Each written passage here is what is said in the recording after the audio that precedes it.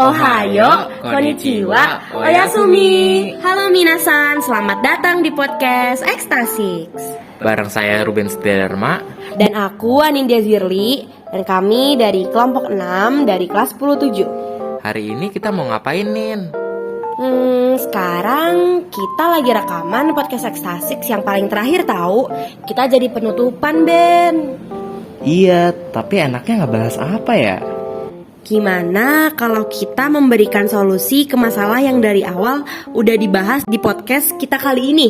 Solusi? Emangnya senioritas itu jadi masalah ya? Bukan begitu juga sih. Kita mau memberikan tambahan untuk ngelengkapin pembahasan senioritas ini.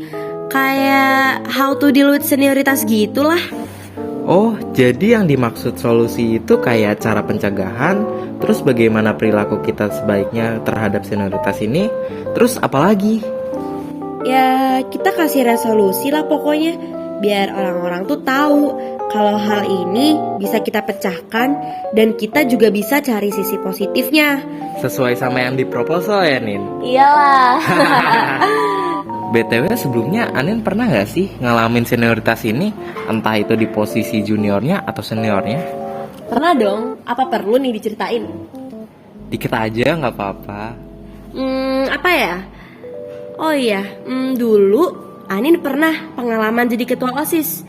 Dan di situ Anin posisinya sebagai senior. Dan anggota OSIS Anin tuh rata-rata adik kelas kan, mereka tuh sebagai junior. Jadi mau gak mau Anin jadi terlihat bosi karena nyuruh-nyuruh anggota buat kerjain itu. Tapi itu dilakukan karena udah jadi tanggung jawab Anin. Itu sih berarti bukan senioritas yang negatif ya?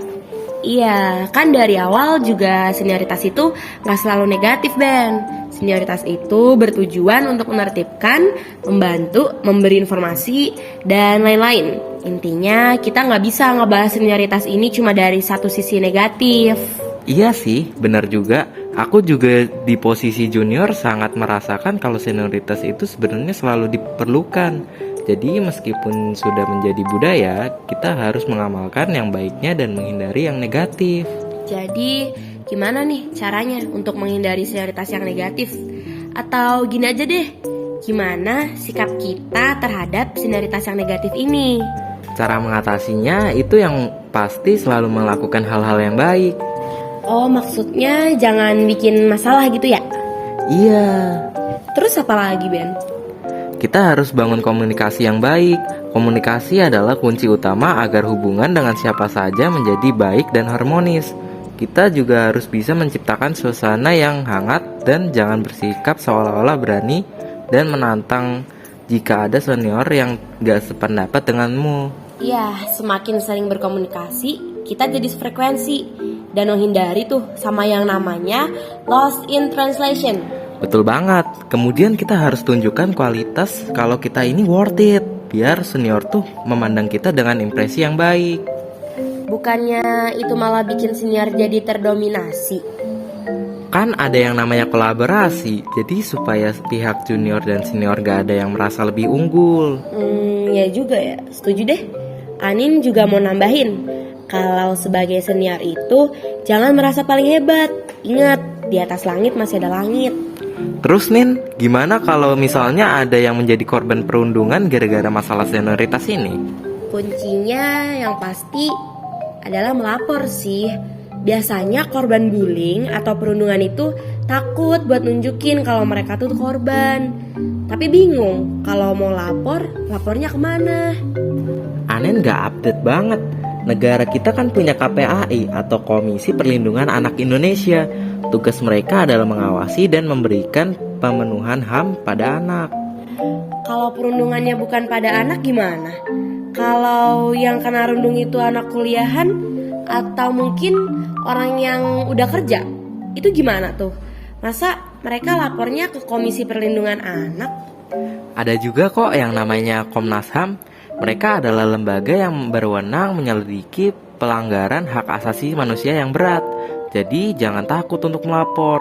Kita harus bisa sama-sama melawan perundungan ini. Kalau masih takut gimana, Ben?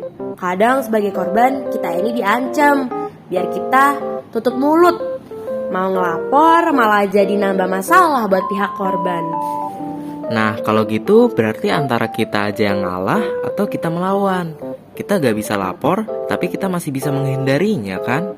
Iya sih, berarti kalau ada yang mau malakin, kita kabur aja. Oh iya, coba deh Ben, pikirin juga nih, gimana rasanya menjadi korban perundungan, maaf. Dan apa sih yang mereka rasain dari dampak perundungan ini? Sayangnya, saya nggak pernah jadi korban senioritas. Tapi kalau misalkan saya memposisikan diri sebagai korban, perundungan ini yang saya rasakan pastinya kena mental. Bisa menyebabkan trauma juga. Ih, serem banget. Berarti dampak perundungan ini bisa sampai jangka lama ya? Kalau sampai kena mental gitu kan, berarti psikologis kita udah terganggu.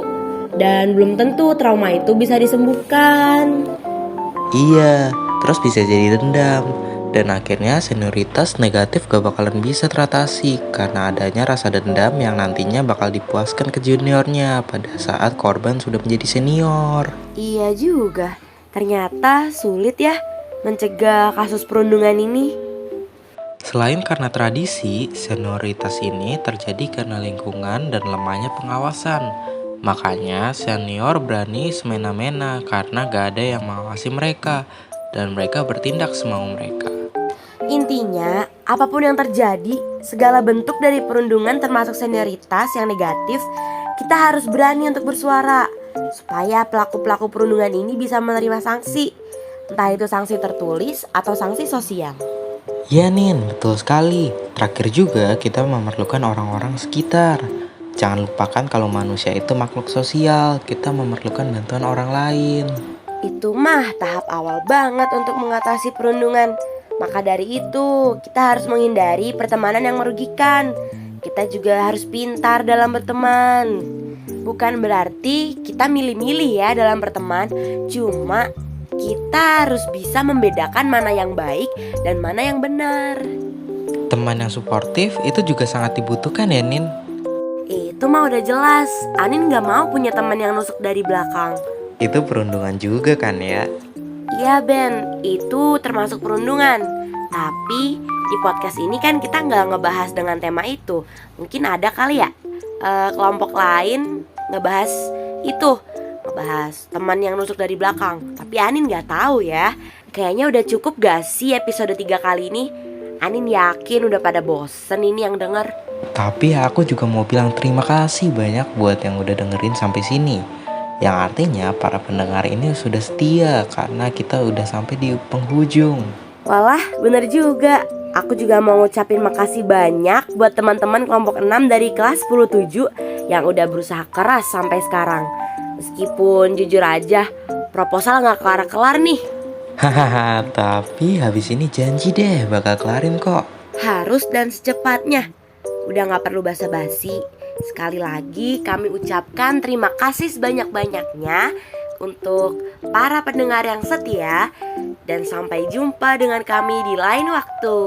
Sampai jumpa di next project kita. Sayonara.